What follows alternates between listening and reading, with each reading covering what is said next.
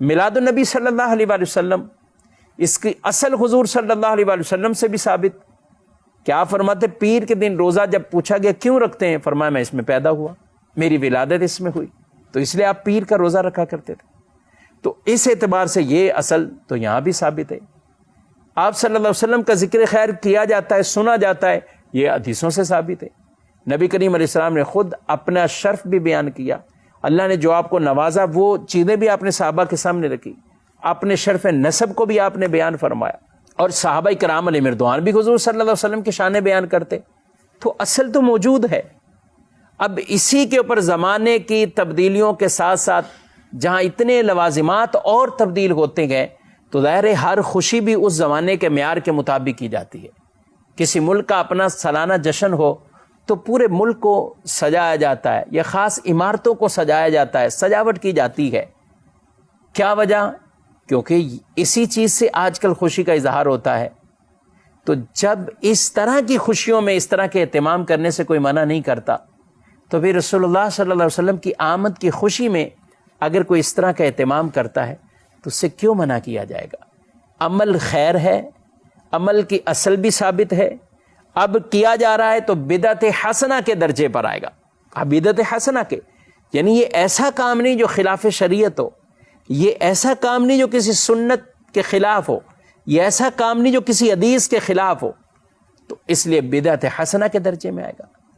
آج مدارس کے اندر ختم بخاری بڑے اہتمام سے کیا جاتا ہے. ذرا بتا دیجئے کہ ختم بخاری کا جشن یہ کس حدیث سے ثابت ہے، اور کون کیا حدیث اس کے لیے بیان کرے گا؟ کیونکہ امام بخاری خود آپ تابعین کے بعد کے ادوار کے ہیں.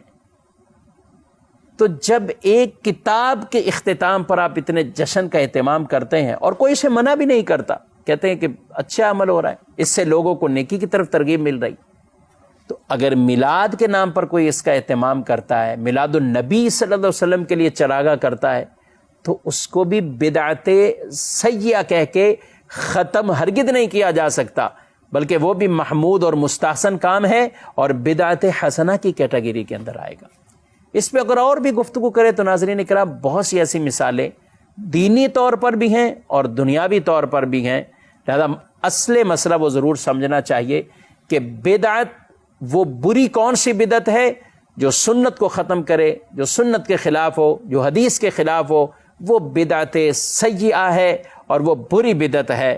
خطبہ عربی زبان کے اندر ہے. اب آج بھی عربی زبان میں جمعۃ المبارک کو خطبہ ہوتا ہے.